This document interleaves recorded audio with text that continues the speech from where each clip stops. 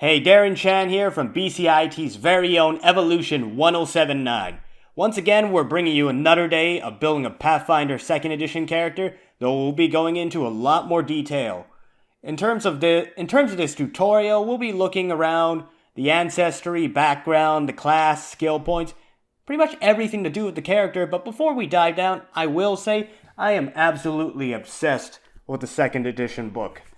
There's so much good stuff in it. You get a lot of customization, but unlike the 1st edition, it is quite a bit more simplified and easy to understand.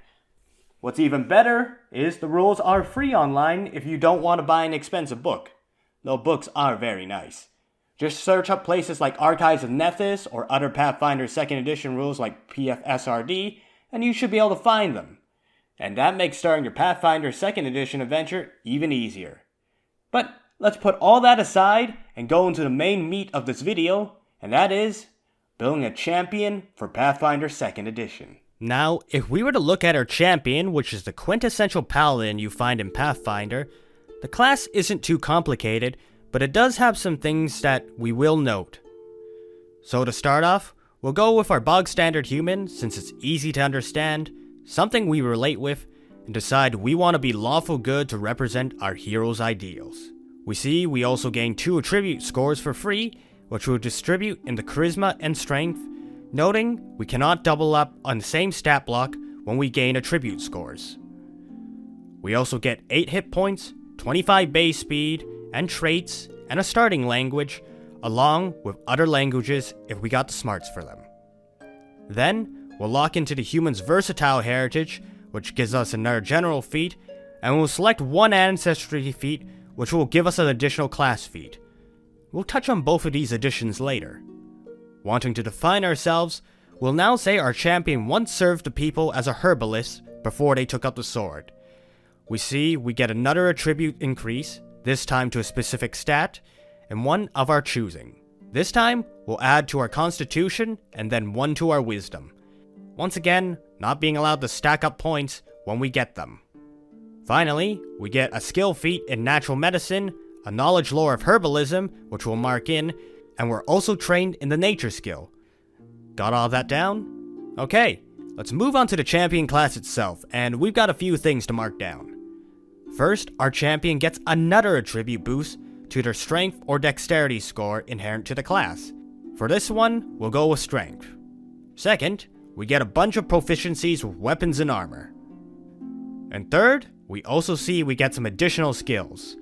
Being a champion, we get to be trained in religion, along with additional skills of our choosing that we have yet to select, plus our intelligence modifier. We also note that our deity gives us a skill to be trained in, and our god for this one will be Iomade.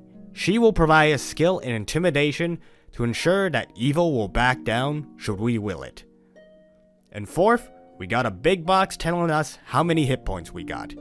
Adding to our previous 8, we'll get 18, but then we add our constitution modifier, which is currently 1, which brings us up to a total of 19. Now that we got quite a bit out of the way, we'll now dive into what the class has to offer. For champion, we got 3 paths we can go down depending on our alignment. Since we're lawful good, we're automatically locked in the paladin, which gives us the retributive strike reaction for combat along with the lay on hands devotion spell. Mark in 1 focus point on your sheet, which is a special sort of spell you can always have, and it can recharge every 10 minutes of preparation. Finally, we'll mark in that we got 1 champion feat, so we'll select from a list of the level 1 feats, and we'll select Deity's Domain, which gives us another devotion spell. Looking over our domains, we'll choose Zeal because of our character's conviction to the cause. Note that we also get Shield Block as part of our class features. And you remember that additional class feat that we got from our ancestry? We're going to pick Range Reprisal, which gives us more features that we can use for combat. Wow, now we're really quite far, and we have most of our stats laid in. But remember the general feat and the skills? For the skills, we'll mark that we're trained in nature and religion, along with intimidation. As we currently have no modifier in intelligence, we only get 2 additional skills, which we will pick as medicine due to our former life as a healer, and then society to bring out our knowledge in cities, legal institutions, and the like as we carry out justice. Do note each skill has a modifier affected by a certain stat. As you can see, we get a considerable boost to intimidation due to our bonuses in charisma.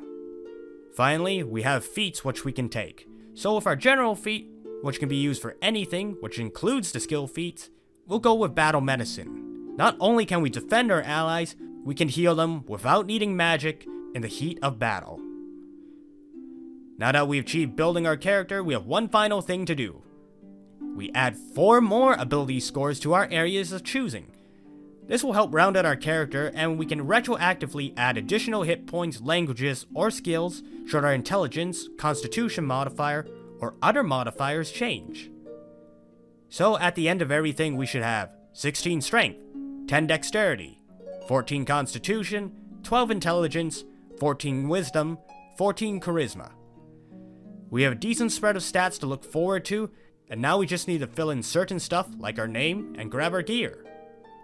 And before we leave off and everything, I'll give a brief overview of how the system of trained works.